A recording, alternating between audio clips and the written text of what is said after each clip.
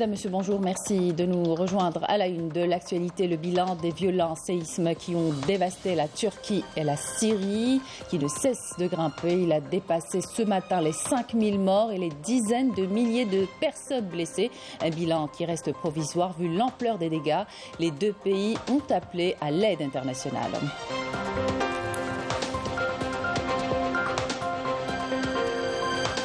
Et l'Algérie n'a pas attendu l'appel à l'aide pour envoyer des équipes de secouristes de la protection civile spécialisées dans les interventions relatives aux catastrophes naturelles.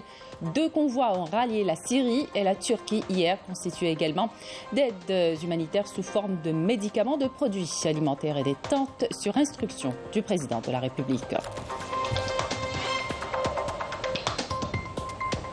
On s'intéresse ce matin à la formation universitaire, d'abord à l'ouverture du secteur aux universités privées, puis à la révision de l'organisation actuelle dans l'objectif d'ériger l'université en véritable locomotive du développement local et national. Bienvenue à tous. Nous entamons cette édition avec le bilan des violents séismes qui ont dévasté la Turquie et la Syrie après plus de 24 heures après la première des 3 secousses d'une magnitude de 7,8 ressenties jusqu'au Liban, à Chypre et dans le nord de l'Irak. Le bilan ne cesse de grimper. Il a dépassé ce matin les 5000 personnes tuées et des dizaines de milliers d'autres blessés. Un bilan qui reste provisoire vu l'ampleur des dégâts. L'aide internationale s'organise. Walid Yousfi. La course contre la montre se poursuit en Turquie pour extirper des survivants du violent séisme qui a ravagé le sud-est du pays, comme cette petite fille de 7 ans sauvée in extremis des ruines de son immeuble après plus de 20 heures passées sous les décombres. Ses vêtements maculés de poussière, elle a été très vite prise en charge par les secours sur place.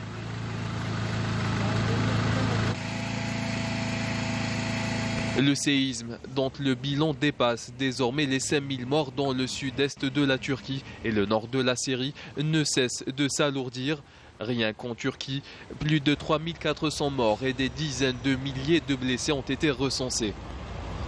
En Syrie, au moins 1602 personnes sont mortes et 3640 autres ont été blessées dans les provinces d'Alep, de Latakia, d'Hama et de Tartus.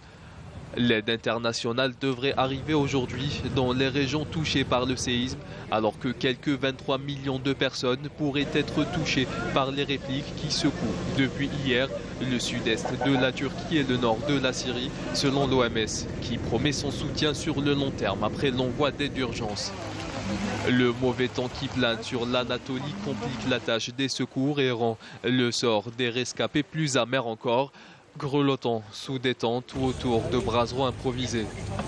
Pour rappel, ce séisme est le plus important en Turquie depuis le tremblement de terre du 17 août 1999 qui avait causé la mort de 17 000 personnes, dont 1 millier à Istanbul. Le chef de l'État turc a décrété un deuil national de 7 jours et la fermeture des écoles pour la semaine.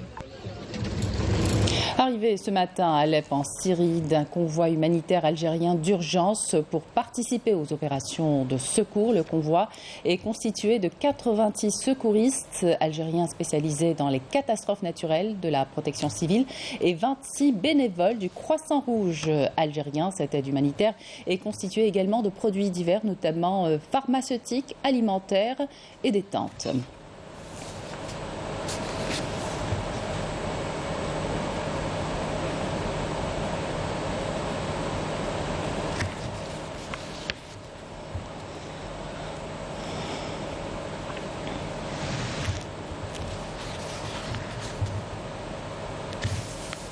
Et sachez aussi que dans la soirée d'hier, un convoi humanitaire est arrivé à l'aéroport de Gaziantep en Turquie pour participer aux opérations de secours et de sauvetage.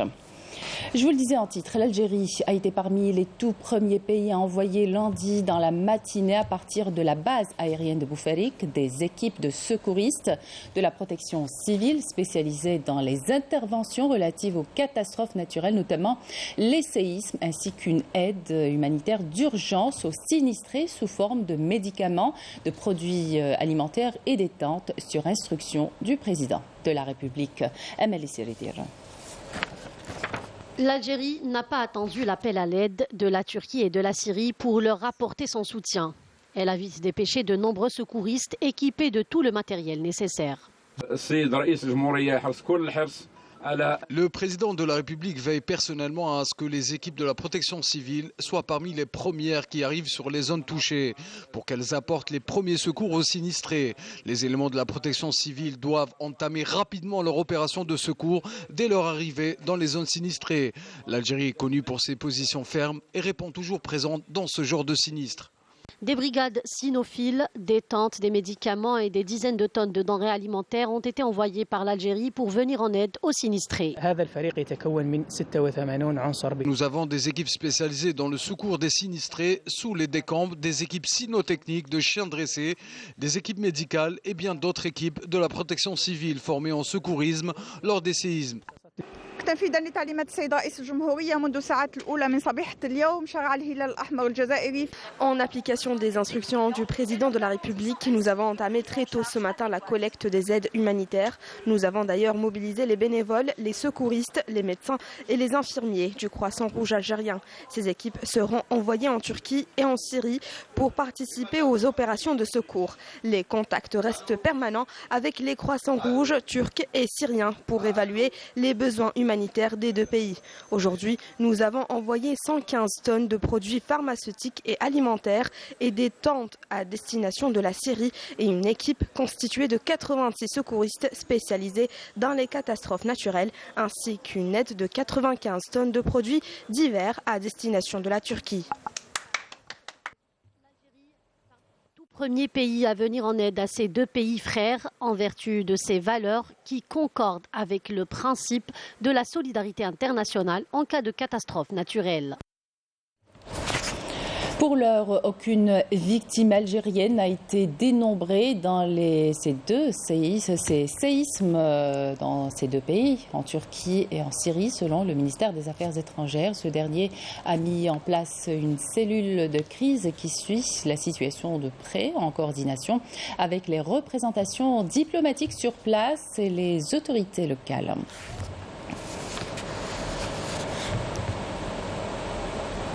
Le ministère des Affaires étrangères appelle par ailleurs les ressortissants algériens à suivre les mesures de sécurité établies par les autorités du pays où ils se trouvent et de rester en contact avec les consulats algériens à Ankara et Damas. Des numéros verts sont mis à leur disposition, comme vous le voyez sur ces images. Tout d'abord, le numéro du ministère des Affaires étrangères et de la communauté nationale à l'étranger, celui de l'ambassade d'Algérie à Ankara,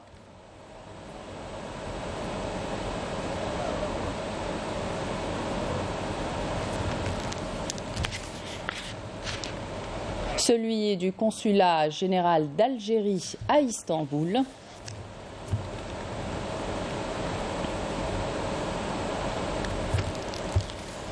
et enfin celui de l'ambassade d'Algérie à Damas.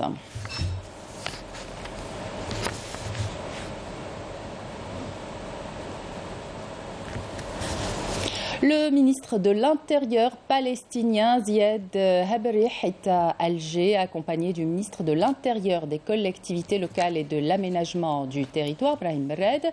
Il a effectué hier une visite à l'école supérieure de police de Châteauneuf, où il s'est enquis des principaux axes du système de formation de la sûreté nationale dans le cadre du renforcement des capacités de la police palestinienne. 42 policiers palestiniens reçoivent une formation en matière de la police judiciaire et de police scientifique et technique, en plus de stages pratiques au niveau des services opérationnels de la sûreté nationale. Habrih a visité par ailleurs les pavillons du musée central de la police, où il a pris connaissance des haltes historiques de la police algérienne.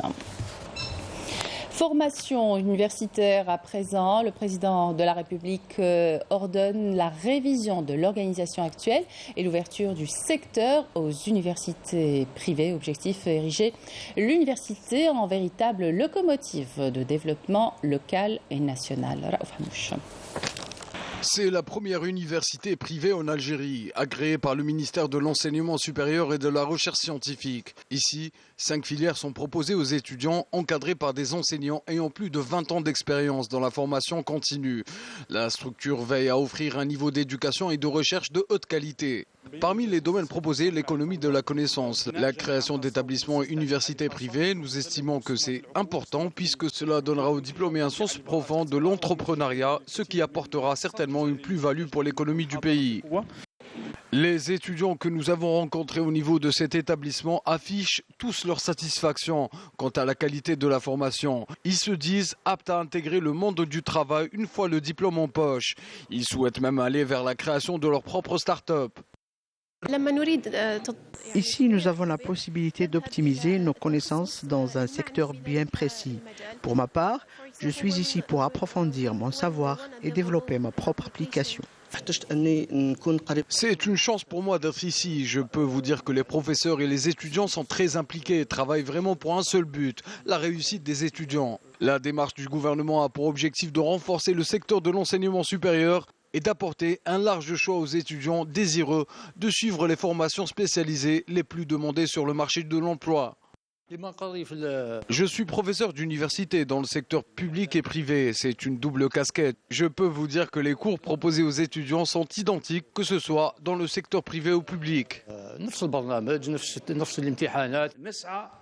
Notre objectif est d'attirer un maximum d'investisseurs privés, qu'ils soient étrangers ou bien issus de la communauté nationale établie à l'étranger, et ce, afin de créer des universités privées de renommée internationale. Pour ce qui est de l'ouverture de nouvelles universités privées, le ministère de tutelle a fait savoir que le secteur a fait élaborer 3 cahiers des charges relatifs à la création d'une université, d'un institut et d'une école supérieure, assurant que la création de telles universités n'impactera pas le niveau et la qualité de la formation universitaire.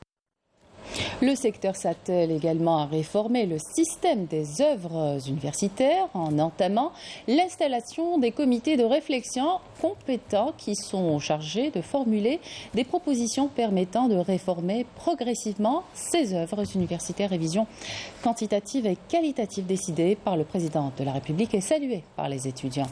Mourad Abrous et Mejda Jahmoun. La résidence universitaire Dumili de Tiaret, une résidence flambant neuve qui offre des prestations de qualité répondant aux besoins des étudiants et leur garantissant ainsi une prise en charge adéquate. Cette nouvelle résidence a été inaugurée cette année. Elle répond à tous les besoins des étudiants. L'eau est disponible et la sécurité y est garantie. Il est important que toutes les conditions se réunissent pour offrir le confort aux étudiants afin qu'ils puissent se concentrer sur leur étude. L'annonce de la réforme des œuvres universitaires a été bien applaudie par les étudiants et les responsables du secteur.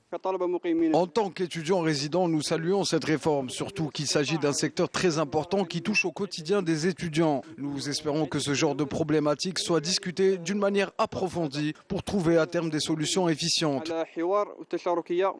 C'est un changement positif pour nous les étudiants. Cela nous sera d'une grande aide.